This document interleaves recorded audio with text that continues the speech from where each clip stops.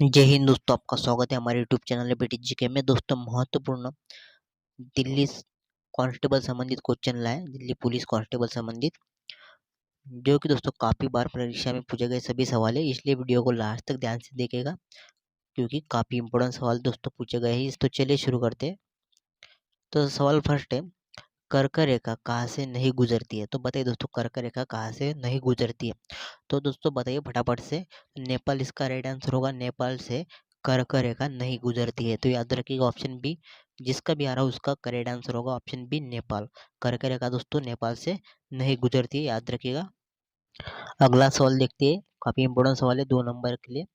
पृथ्वी पर सबसे गहरा स्थल है, तो बताइए दोस्तों पृथ्वी पर सबसे गहरा स्थल कौन सा है? तो मृत सागर है दोस्तों पृथ्वी पर सबसे गहरा स्थल।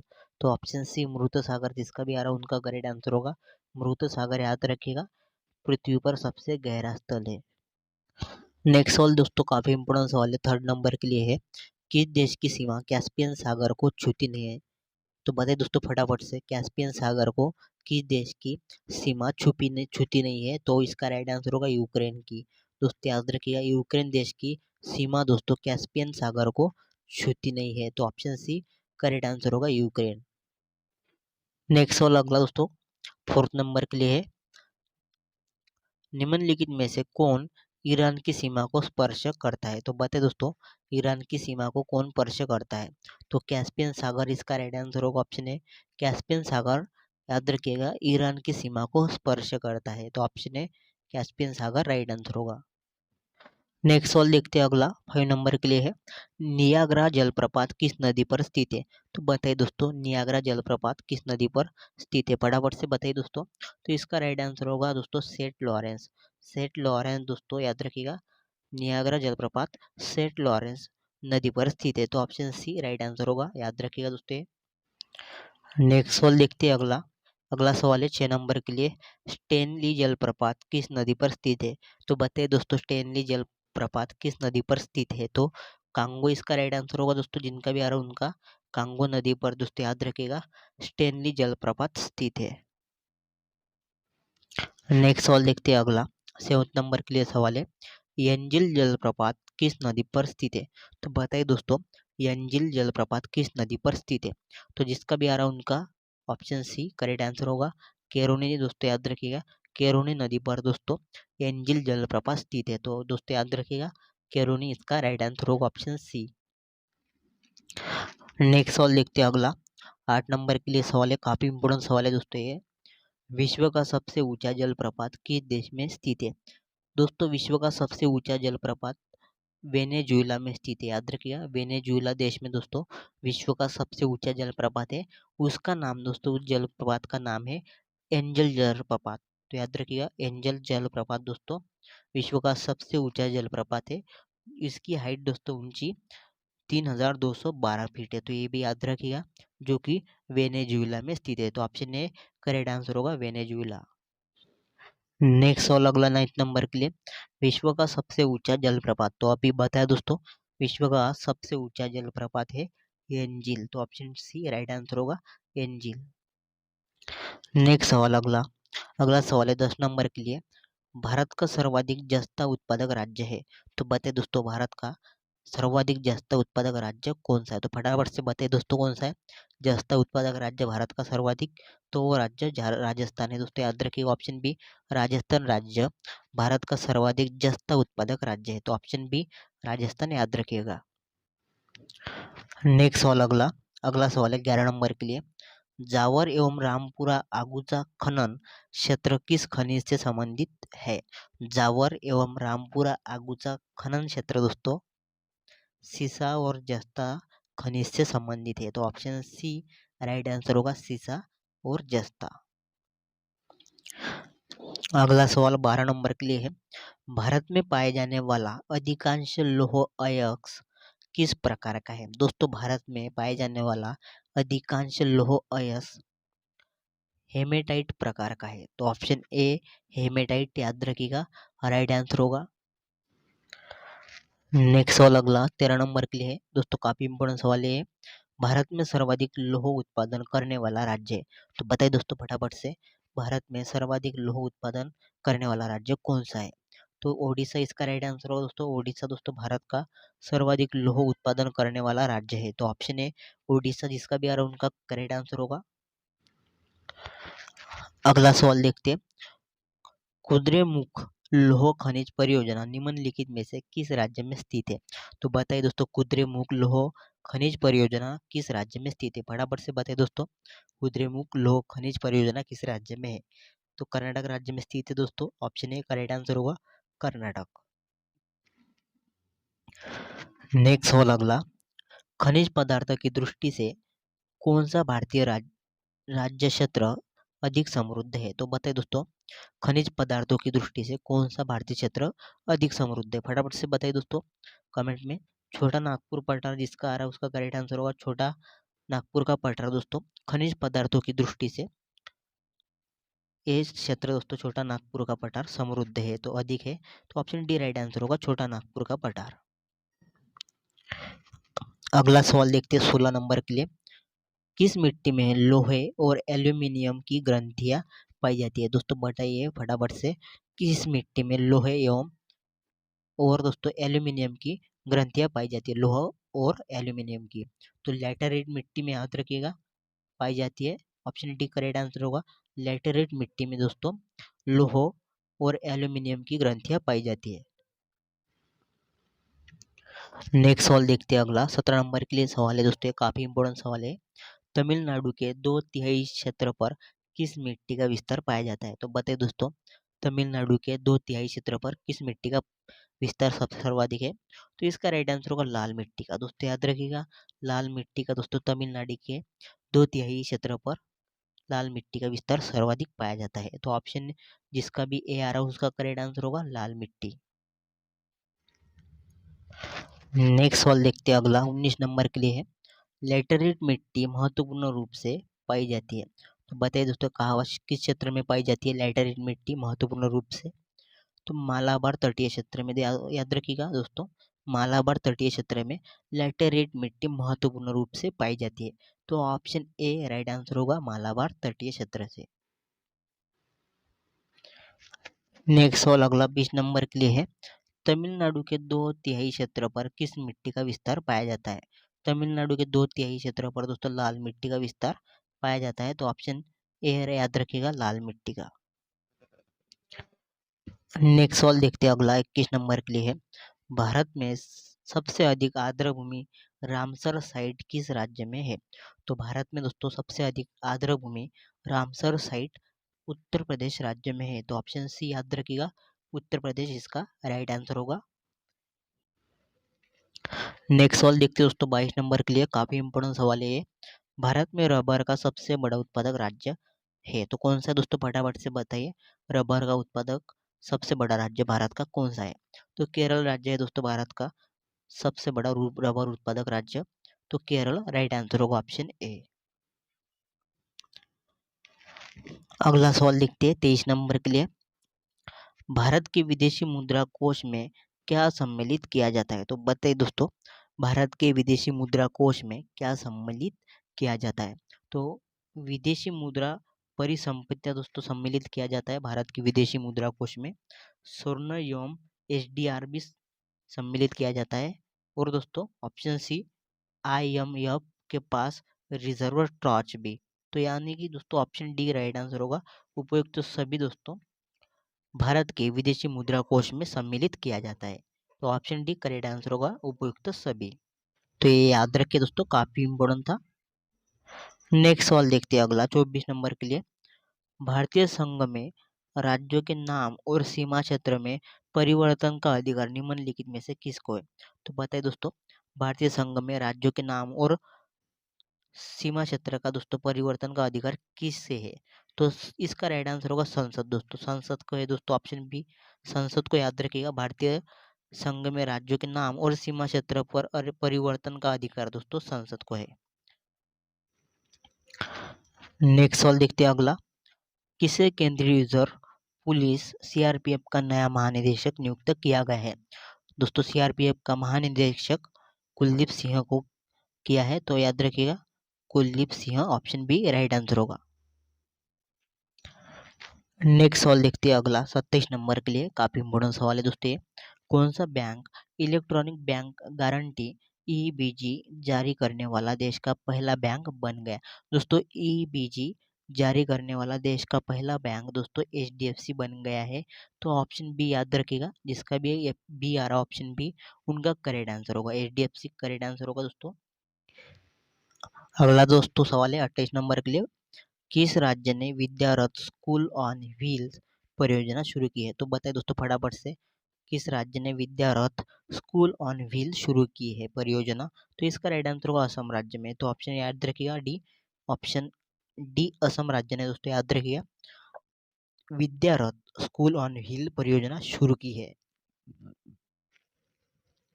नेक्स्ट सवाल अगला 29 नंबर के लिए है, किसने अंडर 70 सेफ फुटबॉल प्रतियोगिता 2022 का खिताब जीता है? तो बताइए दोस्तों अंडर 70 से फुटबॉल प्रतियोगिता किस देश ने जीता है? तो भारत, जिसका भी आ रहा है उनका करेक्ट आंसर होगा ऑप्शन सी, भारत देश ने दोस्तों याद रखिएगा अंडर 70 से फुटबॉल परियोजना 2022 का खिताब जीता है। नेक्स्ट सवाल देखते हैं, अगला सवाल है 30 नंबर के लिए दोस्तों, भूमध्य सागर का सबसे गहरा भाग कहाँ पाया जाता है? तो बताइए दोस्तों फटाफट से, भूमध्य सागर का सबसे गहरा भाग कहाँ पाया जाता है? तो एड्रियाटिक सागर में दोस्तों याद रखिएगा, ऑप्शन बी करेक्ट आंसर होगा, एड्रियाटिक सागर में भूमध्य सागर का सबसे गहरा भाग पाया जाता है। नेक्स्ट सवाल देखते हैं अगला 31 नंबर के लिए है, एक चिकित्सक द्वारा प्रयुक्त होने वाला टेलीस्कोप किस परिघटना पर आधारित होता है?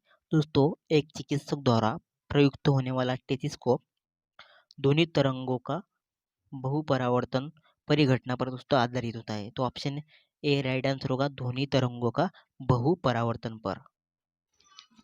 नेक्स्ट सवाल देखते हैं अगला, अगला सवाल है, सार्वजनिक क्षेत्र में विनिवेश को कहते हैं?